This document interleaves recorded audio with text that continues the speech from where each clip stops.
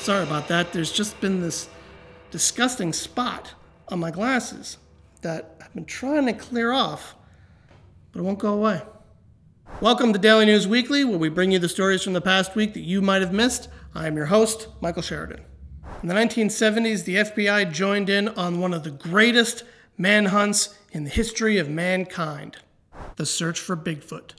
Recently unsealed documents show that in 1976, the FBI participated in the hunt for the missing link. Back then, the director of the Bigfoot Information Center and Exhibition was Peter Byrne, and he had sent a letter to the FBI asking them to test samples that they had recovered. 15 samples of tissue and hair, which they believed were rare, possible proof of the existence of Bigfoot. And his hope was that the FBI would test those samples, the hair and the tissue, and determine whether or not they were actually Bigfoot samples or if maybe it was something else. FBI Assistant Director Jay Cochran was the head of the Bureau's laboratory at that time, and he did respond. And he noted very specifically that the FBI is not in the business of doing tests like this. It is about investigating crime. But he made an exception in the interest of research and scientific inquiry and tested the hair and tissue. In 1977, their findings were released, and it's amazing. It turned out the tissue and the hair belonged to a deer. And Curtis apparently responded to the findings. He said thank you, and they would release that information to other Bigfoot hunters and indicate that while they may have had big hopes for those samples, it turned out that they were not Bigfoot. And the search for the truth continues. So a guy in California apparently has a thing for swastikas. So much so that he put one in cement in the driveway of his own house. And he doesn't really understand why everybody's making such a fuss. The man, identified as Steve Johnson, claims that it's just a Tibetan symbol and that he has it in different parts of his house. And in a video by the local news, you can see it's like in the railing of his house, and it does appear to be in different places. Yes, the swastika was actually something else before it got co-opted by the Nazi Party during World War II or the 1930s, and it did mean something else in the past. That doesn't mean you can pretend like somehow it's okay, because whatever it meant before has long since been corrupted and poisoned by the Nazi Party.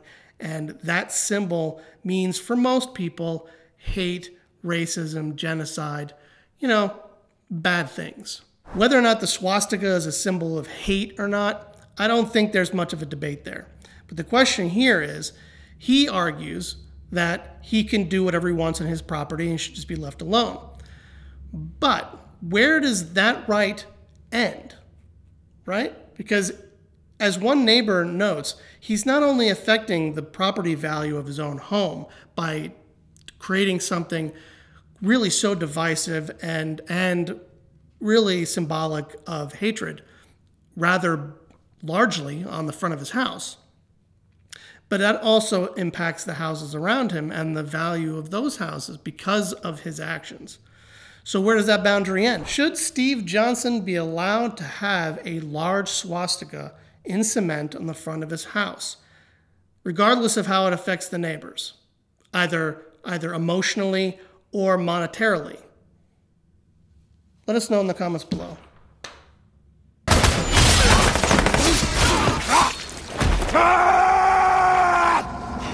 So the days are counting down.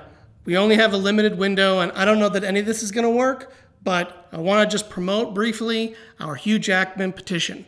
He's coming to New York this month. He's going to be here towards the end of the month, and hopefully we can find a way to get him to make an appearance on this show. So please sign the petition. Link is down below. Share it with your friends, share it with your family, and tag Hugh Jackman in it as much as possible on Facebook, on Twitter, on Instagram. Let's see if we can get his attention. We can do this.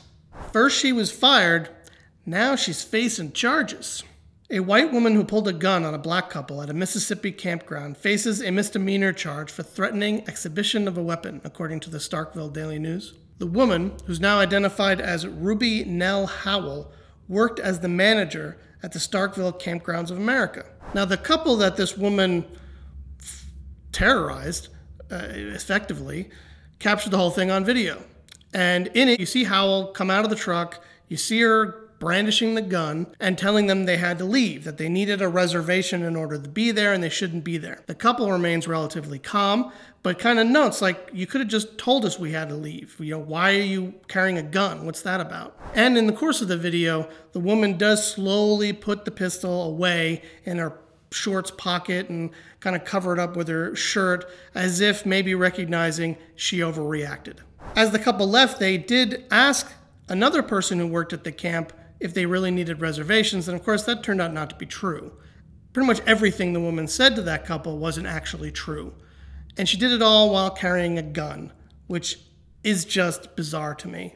Now, this is a follow-up. We talked about this story last week, but the new development in the past few days was that she's now facing criminal charges for what she did. But it was interesting to see some of the responses. You know, some people kind of defended her behavior. Other people thought it was just blatant racism.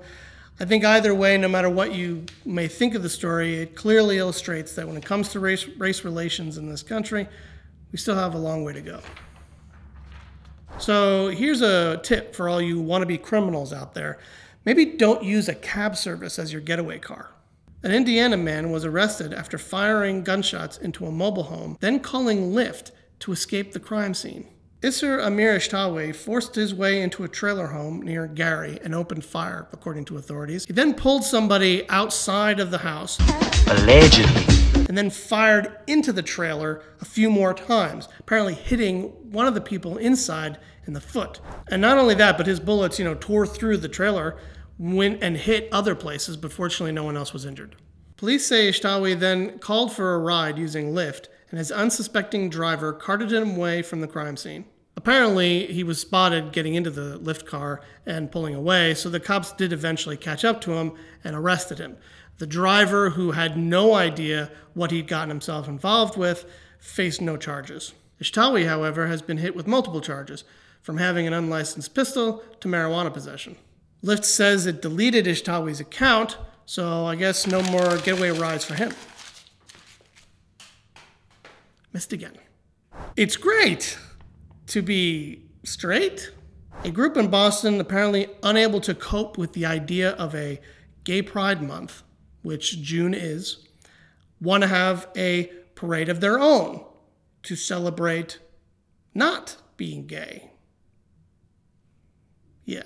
The group, which apparently calls itself Super Happy Fun America, is led by this collection of folks, one of whom I guess ran for Congress last year. I mean, okay, I'm not really quite sure there's anybody saying it's not okay to be straight, so I'm not certain I really understand the point of any of this. I'm also pretty sure no one has oppressed a person because they're straight or stripped them of their rights because they're straight. I don't think anybody's been assaulted or murdered because they're straight. I'm pretty sure that they haven't been discriminated against when it comes to getting a job or keeping a job by either the private sector or the government. So, well, there's that. Quite honestly, I don't really understand the purpose of this at all, except to be spiteful. And maybe I'm wrong, but I'm pretty sure Brad Pitt doesn't really have anything to do with these guys. The event that these people are apparently going to try to orchestrate is going to happen in August, maybe, possibly. Assuming any of this is for real or even serious. Part of me kind of felt like, is this like a joke? Is this some sort of troll gag and these people are just trying to get attention for something ridiculous? There have been some reports that the people orchestrating this are just right-wing extremists of some sort. Whatever. What do you think? Is this really just about celebrating being straight? Or is there really something else going on here? Okay, everybody, that's it. That's all we have for you this week. If you enjoyed the episode, please like the button down below. Or like the button? No, click the like button down below. and share with your friends, share with your family, tell your neighbors to tune in each week, Daily News Weekly. And you know what? I feel like this episode was really a lot of hate, right? I think we need to focus on a real positive episode. So my goal for next week is to really have an episode that's all about positive stories. Everything's going to be positive. Positive, positive, positive. That's my goal. Now, all I really need is the world to make sure positive things happen next week so I can have that episode.